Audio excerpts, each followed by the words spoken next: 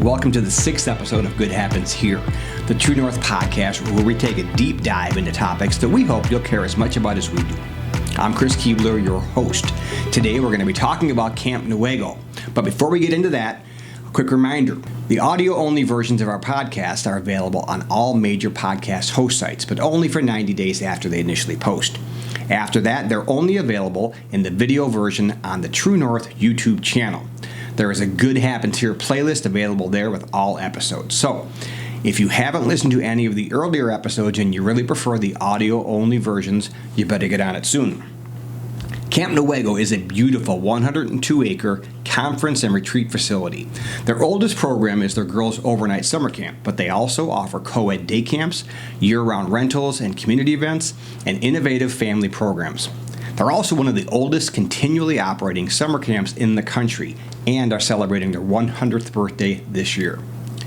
Today we're going to talk about the history of Camp Newaygo, how it came this close to be shutting down in the mid-1990s, and the state of camp today.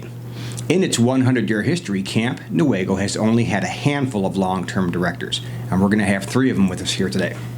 All right, joining me first is True North Executive Director and CEO Bev Cassidy. Before taking over leadership at True North back in, was it 89? When we were still known as NCCS, or Newaygo County Community Services, she was the director at Camp Newaygo. First of all, thanks for joining us today. Thank you. And what years were you director at camp? I was director at, I have to look at this all the time. That's right. Notes are fine. I was director from 78 to 89. Okay, is this correct that you were only the 3rd director? Only the 3rd director. Okay, so you came in at 78. Who was the first director? So Florence Foster. And she served for a long time. She was there for 21 years. Okay.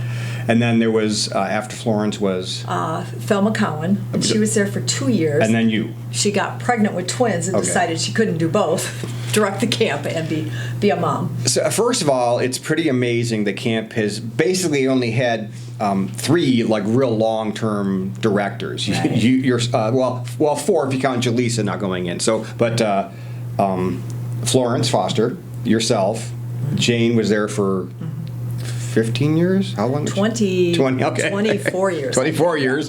And now Jaleesa's into a long-term. She's had several jobs there, but that's really amazing that it's only been 3 long-term, and then now we're in our 4th, it looks like. Yeah, don't forget Mary Lang, because Mary was there for 26 years. Oh, my gosh. And after? She was my I came and took her job. Okay. Yeah.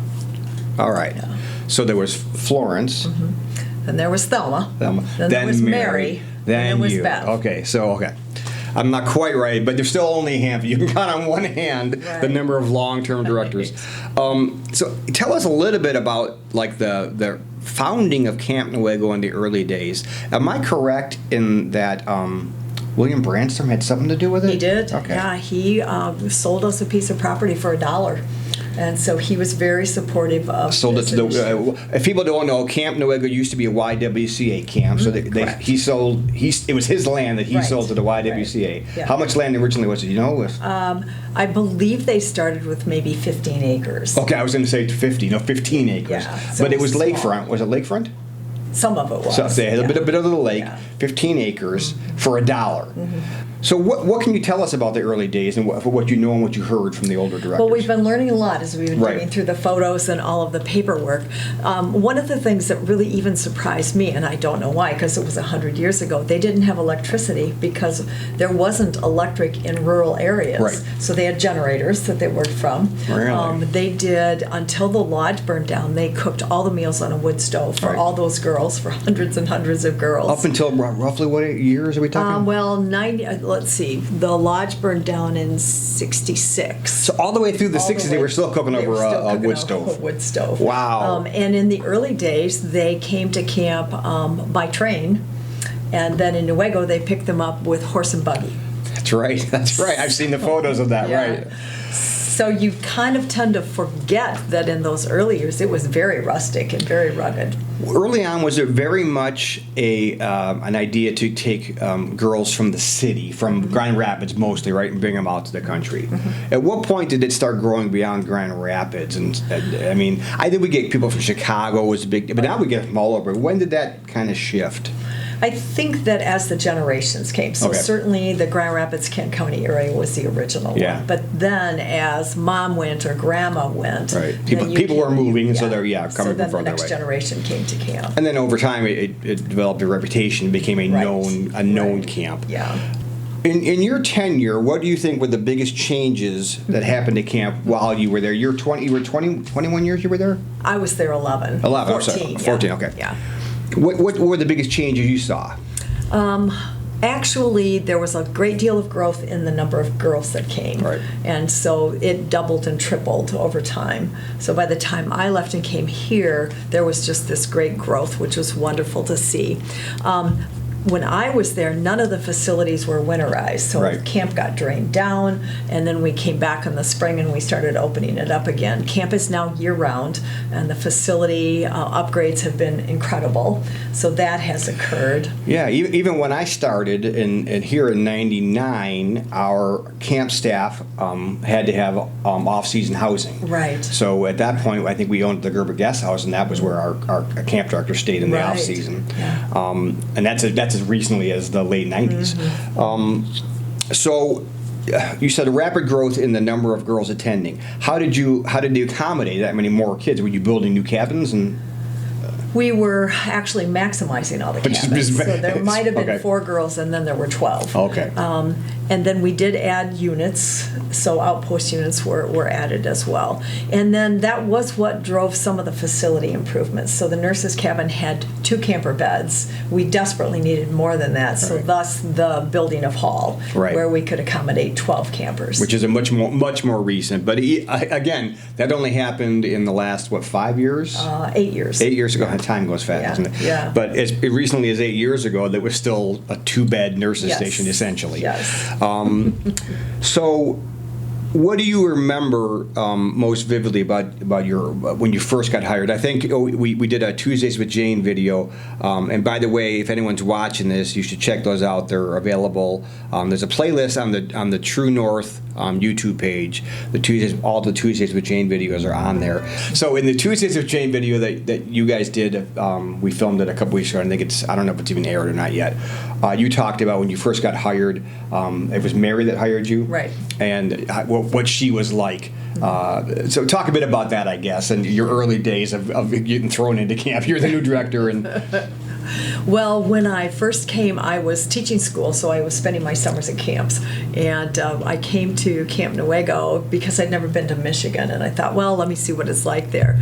And when I got there, it was like the work that was being done with girls was phenomenal, probably the best I'd seen in the country. So it was very easy for me then to want to come back. And then Mary became ill. And then that summer that I thought I would just be the program director again, I became the camp director, the program director, and the CIT director. As we tried to keep camp going while Mary was still struggling health-wise. So after that, there was a drop in enrollment. And so a lot of what I did then was to try and figure out what was going on. And what we heard from the kids was, oh, we've already done that. So we added all sorts of new initiatives and challenges, the scarf system, et cetera. So you started I brought the scarves. I would have thought that was an older tradition. So then we really increased the tripping program so that there was challenges that every unit and cabin did. And so going out on overnight excursions and kayaking, not kayaking, but canoeing. Or backpacking for a week, et cetera. Okay. So from being everything happening at camp and just being traditional camp activities, you expanded the camp activities, expanded the offset activities, and eventually, so basically kind of reinvented camp, which has happened several times throughout the history. Yeah, it really has. So my last question is, what do you think makes camp so special? That's probably the $1 million question. I think that the way that we work with our kids, the way that we treat them, one of the things that I always hear back from my staff and my campers is I learned at camp that I could do anything I set my mind to, that nothing was off the table. So developing that grit and resilience, even from the 80-year-olds, it's like, this made the difference for me in my life. So what more could you do to set the chart for all kids to be able to have them feel that they can do whatever they decide they want to do? And girls in particular. I mean, I'm a father of daughters. I've got granddaughters, so it's important to me. Right. And so that particularly, I think, Right. Stephen's girl dad. Yeah. All right. Yeah. Well, thanks for joining us. Next, we're going to talk to Jane Vitek about a pivotal time in camp's history. I actually filmed my segment with Jane about 2 weeks ago, so my clothes are about to change in 3, 2, 1. My first question to you, Jane, is when were you an assistant camp director under Bev? Yes. Or just a program director like? I was assistant. I came in 1975 as a camp counselor, Okay. and then arts and crafts director and unit director, and then 75 till when? when I left the first time was 1990. Okay. And then you went and had a whole career as an art teacher. Yeah. Like a 30-year career as an art teacher. I started in teaching in 1976, so actually I was there. You were summers, okay. Right. Because back then it was just summers, that's right. Yeah. All right, so we know that somewhere in the mid-late 90s, camp, it used to be a YWCA camp, and it was, they had decided they were going to close camp down. Walk us through that process. What year was it roughly, do you know?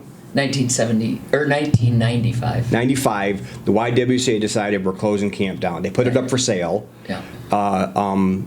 Did you hear about it, or did you not know that was happening? I was on the camp advisory board from 1990. So you were well aware Yes. of what's going on. Okay. Well, actually, I wasn't. Oh.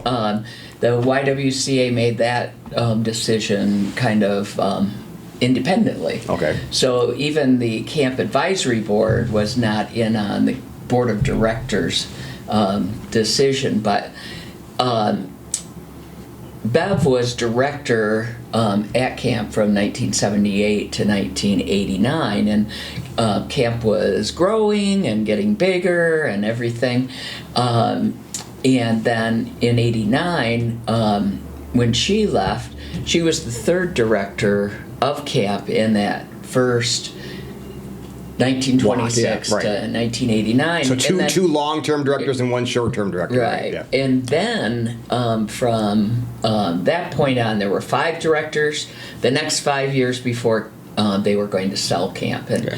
I think, change is always difficult. But there were big things happening in the world. From Title IX, that was a big thing that happened in 1972, and so there was a lot more being offered for girls and women to get involved in.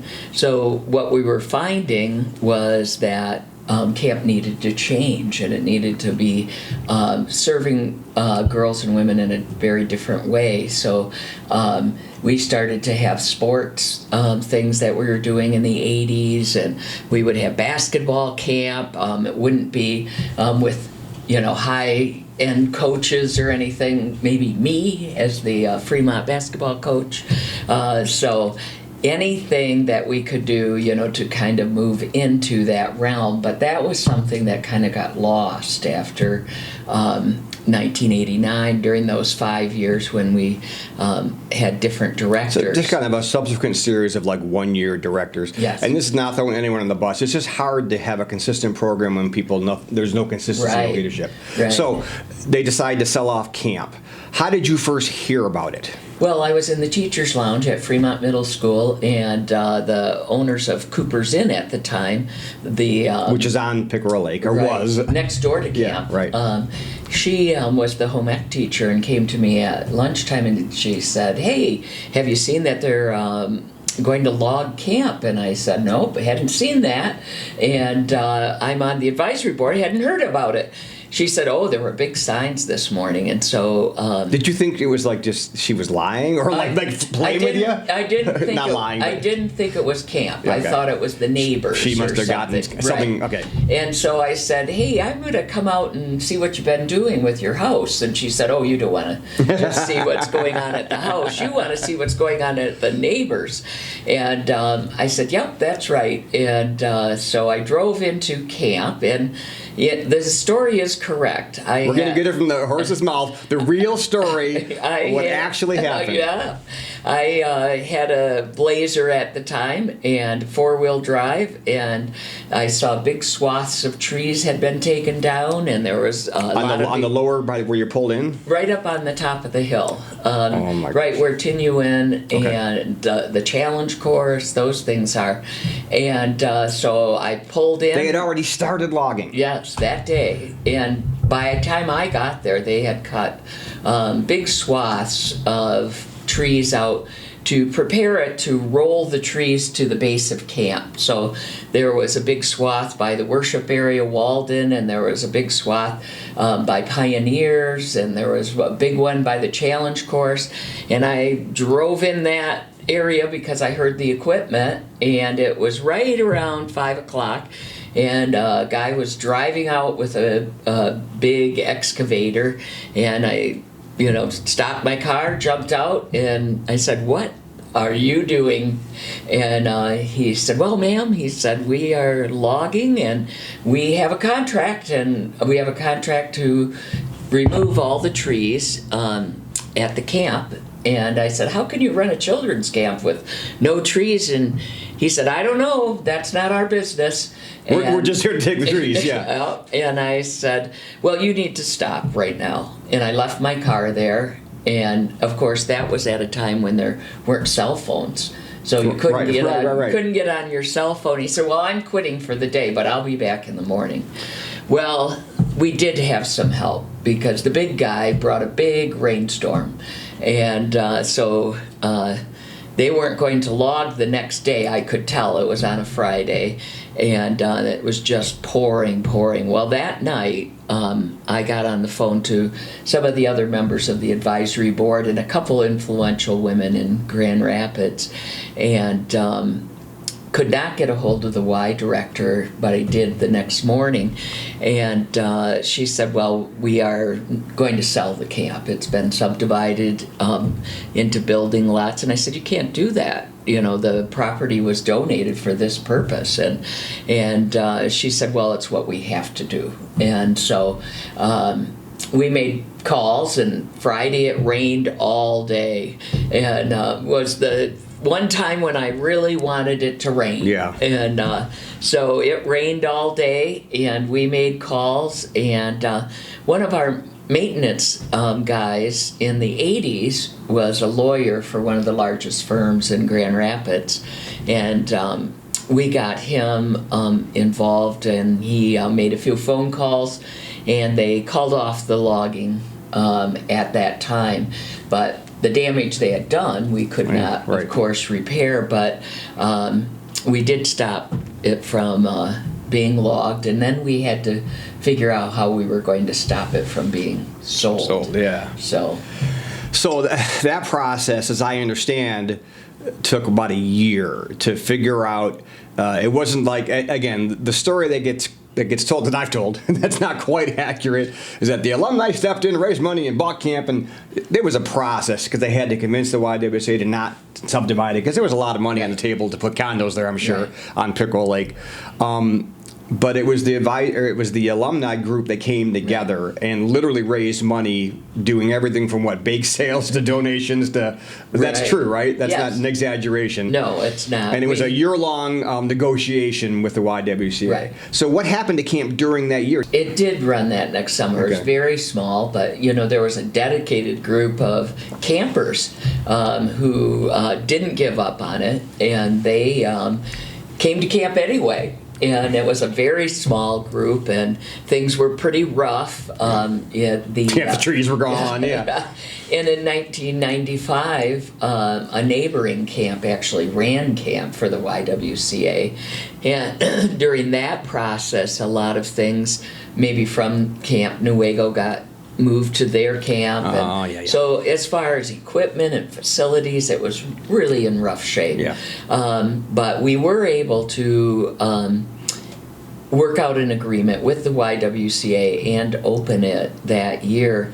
But one of the biggest things is that the alumni did do the primary purchasing of camp with a national fundraiser to do that, but they did not want to open a private camp. Right. So they needed to have an organization that would want to continue their mission, which is to serve a broad range of girls and women from all socioeconomic backgrounds from throughout the United States with no religious affiliation or any organization. You don't have to belong to a group to come to Camp Newaygo. And luckily, there was a former long-term camp director still in the area who was the director of a nonprofit in Newaygo County. Right. So it seemed almost like an obvious tie-in, but as I understand it, not so obvious from NCCS's point at that point. Well, I think right in a really good decision. Bev Cassidy, as director of True North, did not just blanket say, yeah, this is a great thing. There was a lot that went into, how will we financially be able to do something the YWCA couldn't, because that was one reason they were going to sell it. So how does this make good sense? Right. And what made good sense was the connection between community and camp. Right. So True North being in Newaygo County, one of the things that the True North Board of Directors said, we really need a spot for youth program.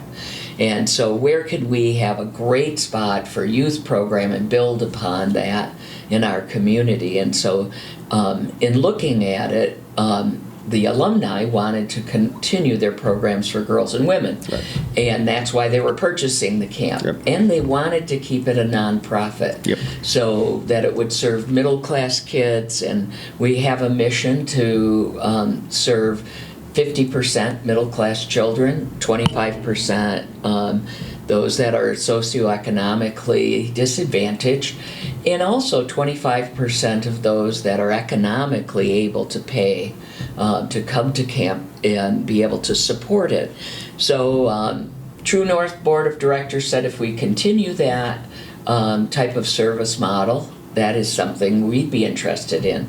And so in the next 15, 20 years, we work to make Camp Newaygo the community's camp. Right. So we offer over $100,000 in scholarships every year, and we now have co-ed day camp, and we also serve about 12,000 people year-round. So one of the things we needed to do was to make Camp Newaygo a year-round camp. And before that it was seasonal, so they hired me as director in 2002. So NCCS officially took over at 96, right? Yes. And then when you retired from your 30-year teaching career, okay, then you came on as director of camp in 2002. 2002, sorry. Yeah. And you were director for 20 years. 20 years. Okay, so you've had two long careers. That's right. I was not planning on this being a long career. All right. Well, just for expediency's sake, and I know this is already going to be a long podcast, I think we're kind of caught up through the years. We could spend a whole hour talking about the capital campaign to winterize things and make it a year-round camp. But you mentioned it, and that's something. And then we're going to get into the next segment with Jaleesa, who's the current camp director, and we're going to talk about what's changed and what's happened from when camp came year-round till today. Let me ask you just one question, though. What is your wish for Camp Newaygo? Well, I hope that it continues its joint mission, and that it continues as the community's camp. As a teacher in Newaygo County for 25 years, it was really exciting to me to finally be able to offer local children what I could see Camp Newaygo doing for children all over the United States. And that was to build an acceptance of people of all different backgrounds, all races, all socioeconomic levels. So my wish is that we continue that mission, but also that we continue to grow our mission for Newaygo County. We can offer so many things. True North has a broad spectrum of programs, which is great, and that means that they're open to camp having a broad spectrum of programs. So my wish is that we continue to serve those populations and keep it something that's affordable to middle class people, but supported by those who are able. Sure. All right, thanks, Jane. Yep, you're welcome. All right. Lastly, we are talking to the current director of Camp Newaygo, Jaleesa Danoff. Jaleesa, welcome once again to the podcast. You were in last month's podcast, right? I'm back again. Was it just last month? It feels like yesterday. When were you hired on at camp? I was hired Cinco de Mayo. My first day was May 5th, 2011. 2011, okay. Yeah. And I came in as a program director. Right, you started... So I started as a program director, and Jane was the executive director at the time.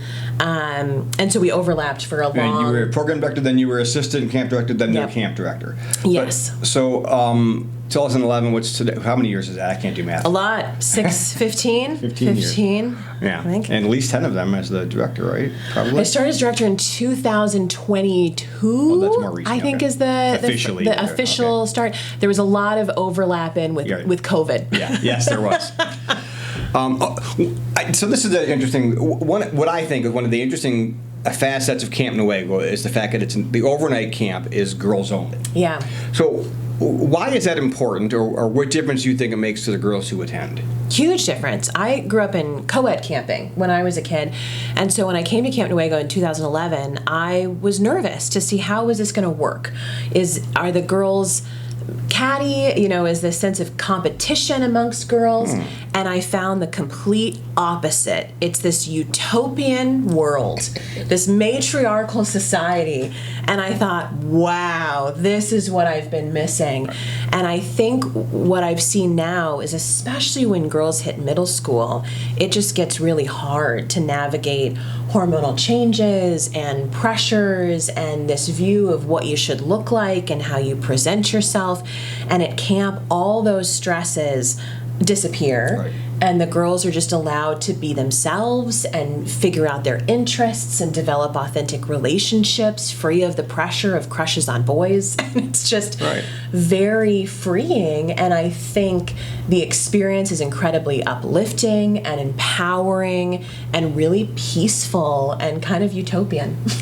Yeah, I have interviewed some of the girls from camp, and that's one of I remember, I don't know how many years ago at this point this was, at least 10 years ago, I was asking them, I go, do you like it? Is it good or bad? And they were like, we love it. No boys. Yeah. You don't have to worry about what you look like. And it's not even just that, but it's just there's no pressure to try to be performative in how you act, and because that's how boys and girls are. They just are. You put them together, and everything becomes It performative. changes. The dynamic changes. And I grew up with two brothers. I grew up it with was two hard sisters. being the only girl. Only boy. And I would have loved to escape to this, place with girls. And the role models there, when you look around, the best canoeer is this incredibly strong woman, and the best archer is this incredibly strong woman. Right. And for young girls, I'm like, what positive role models to look up to. Sure. The whole, not saying, I don't want to overstate, but one of the major points, I think, or the major things that Camp Newaygo does is teaching girls grit, resiliency, building their own sense of self, all of that. And what better way to do it than be surrounded by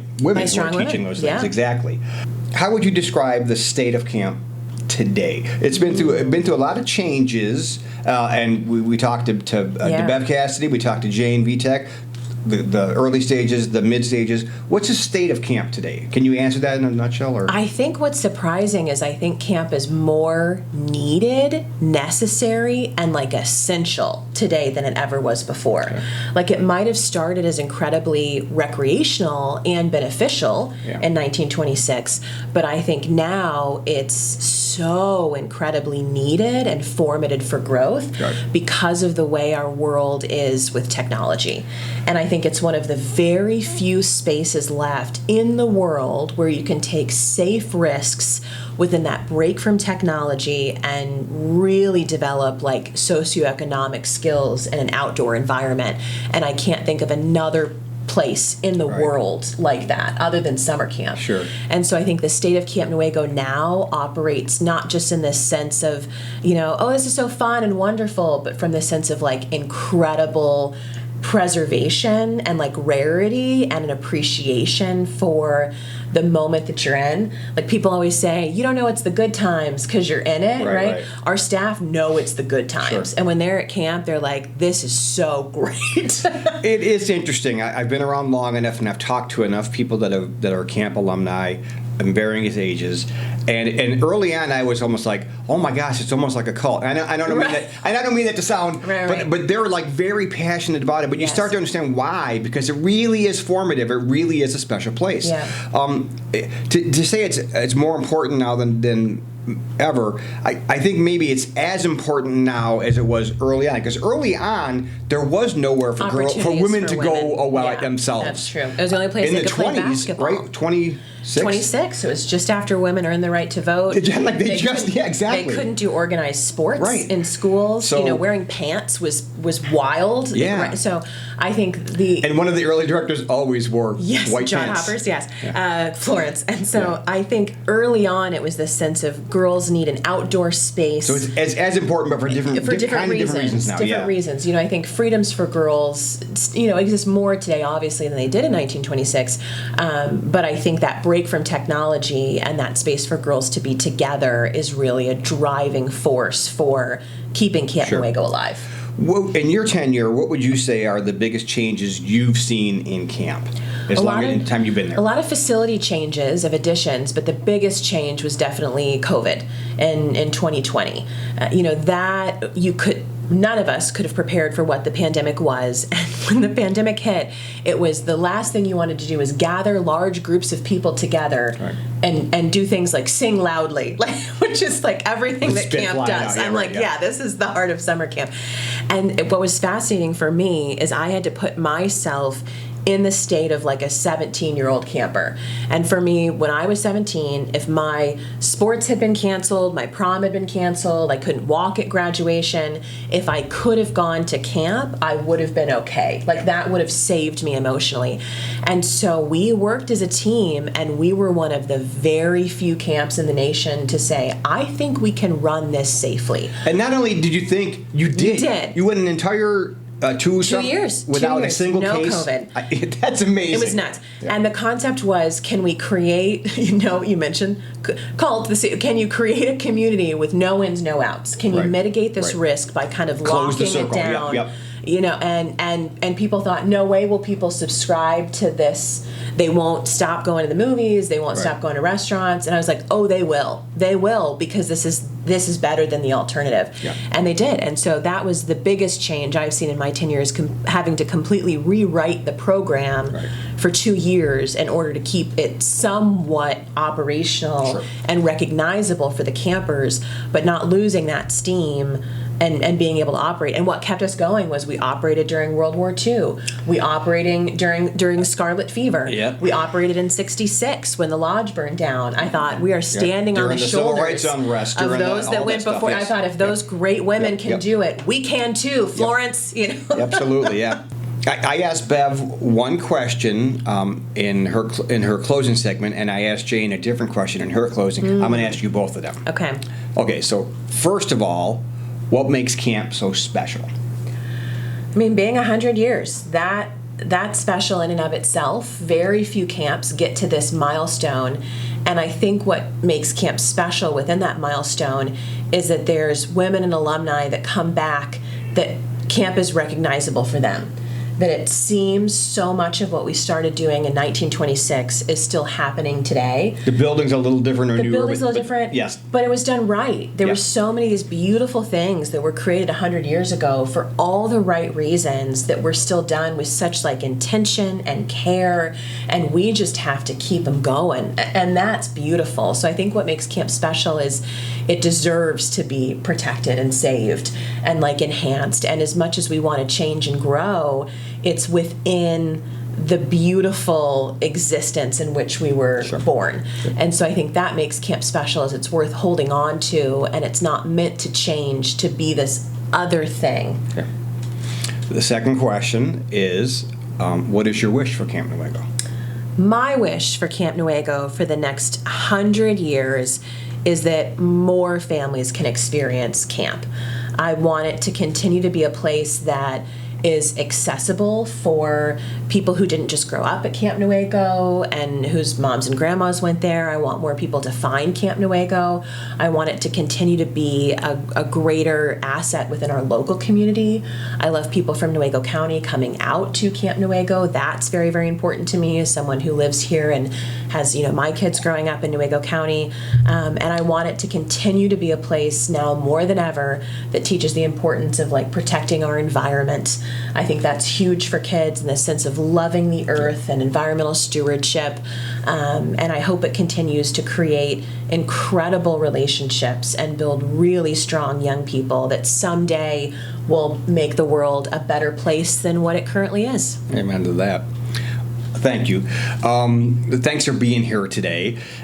So we need to thank everybody for watching and or listening to our 6th episode. If you want more information about Camp Newaygo, including any number of the summer or year-round programs and events being offered, we encourage you to reach out to Jaleesa. We'll put her contact information on the screen. But if you're listening and not watching, you can call her at camp at 231-652-1184. You can also reach her via email at Jaleesa, Jalisa, Jaleesa at campnewaygo.org. You can also visit their website at www.campnewaygo.org. Probably the best way to start to get information. I mean, you're the director, and so really people should be calling program people. But, I answer the phone. I'll talk to anybody. I answer emails constantly. You can talk to any of us. You're here, so we're giving your number. Yes, but you can definitely reach out to me directly. Okay. Yeah. I want to thank Stephen Thwaites, our audio engineer for these podcasts, and our 3 guests today, Bev Cassidy, Jane Vitek, and Jaleesa Danoff, for talking with us on this episode. And to all of you, thank you for helping make good happen here.